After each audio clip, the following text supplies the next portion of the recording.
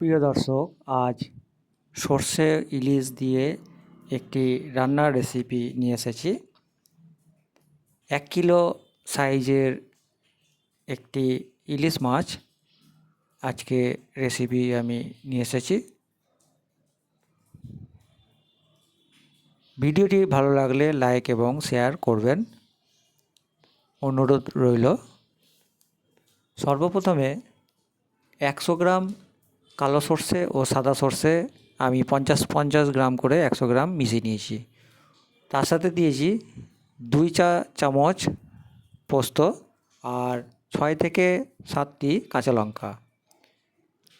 এখন এই সর্ষে ও পোস্ত বেশ ভালোভাবে বেটে নিতে হবে।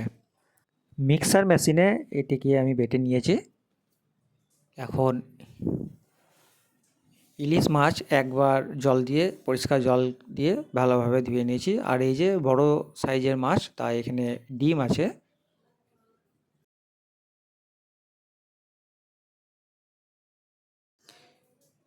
ডিম প্রথমে ভেজে নেব সর্ষের তেল দিয়ে। সর্ষের তেল কড়াইয়ে ভালোভাবে গরম হলে ইলিশ মাছের যে ডিম আছে সেগুলোকে আমি লবণ ও হলুদ দিয়ে ভেজে নেব।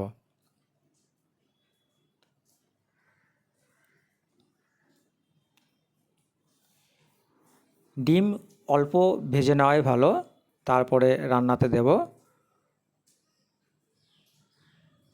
সামান্য পরিমাণে দিলাম হলুদ আর পরিমাণ মতো লবণ দিয়ে মাছের ডিমগুলো আমি ভেজে নিচ্ছি।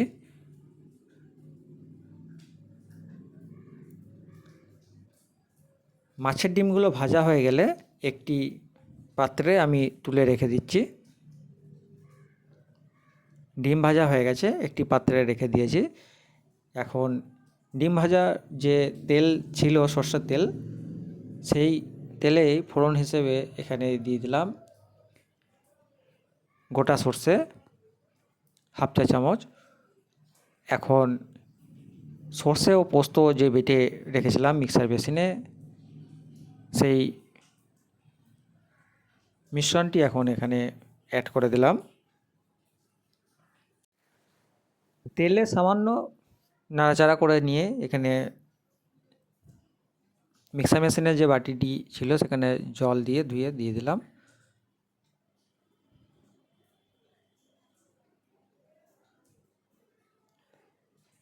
দিয়ে দিলাম 1 চা চামচ হলুদ গুঁড়ো আর দিলাম 1 চা চামচ লঙ্কা গুঁড়ো। পরিমাণ মতো দিলাম লবণ। লবণ এখানে 2 চা চামচ অ্যাড করলাম, যেহেতু মাছে কোনো রকম লবণ মেশানো নেই। আর তেল দিলাম এখানে 80 থেকে 100 গ্রাম।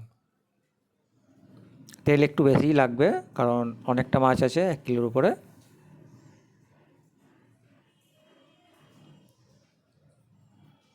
এখানে কোনো রকম জিরে গুঁড়ো, ধনে গুঁড়ো আমি অ্যাড করিনি। শুধু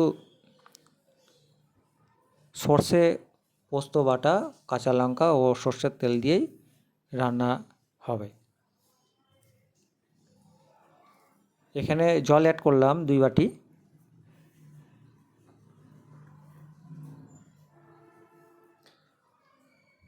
এখন ইলিশ মাছগুলো এখানে অ্যাড করে দেবো।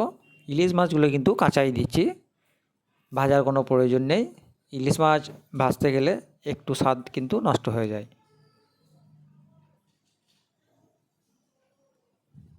একটা একটা করে সাজিয়ে দিচ্ছি। দেখুন, পেটে ডিম আছে ইলিশ মাছটির। আর ভেজে রাখা ডিমগুলো এখন এখানে অ্যাড করে দিলাম।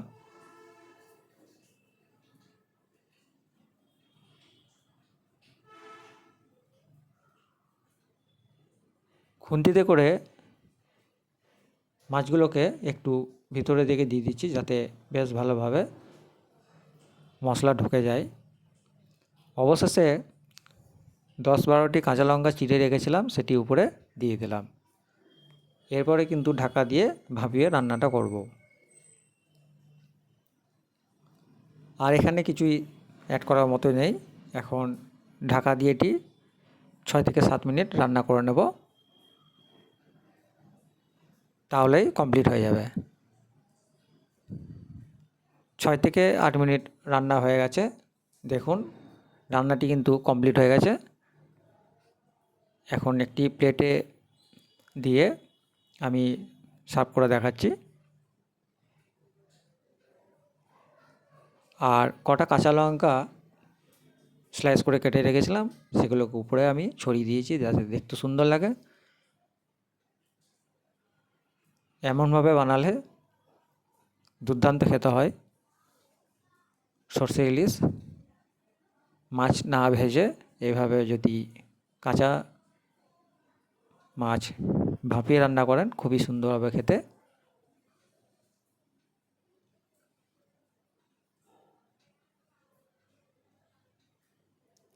দেখুন মাছের যে গ্রেভি খুবই সুন্দর হয়েছে, দেখে বেশ বোঝা যাচ্ছে।